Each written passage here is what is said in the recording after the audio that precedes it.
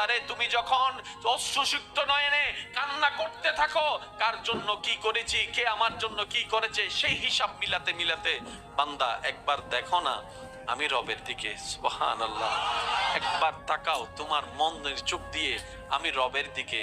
তুমি আমাকে ডাকো নাই, কিন্তু আমি ফজরের নামাজ না পড়া সত্ত্বেও তোমাকে ফজরের নাস্তার ব্যবস্থা করে দিয়েছিলাম। সুবহানাল্লাহ। বান্দা তুমি আমার জমিনে দাঁড়িয়ে হাজার গুনাহ করেছো আমার আদেশ অমান্য করে, কিন্তু আমি তোমার পা ভেঙে দিই নাই, বরং হাঁটার জন্য শক্তি দিয়েছি। বান্দারে তোমার প্রতিটা মুহূর্তে কেউ তোমার খেয়াল রাখে নাই, আমি রহমানের রহমত তোমার খেয়াল রেখেছে। সুবহানাল্লাহ।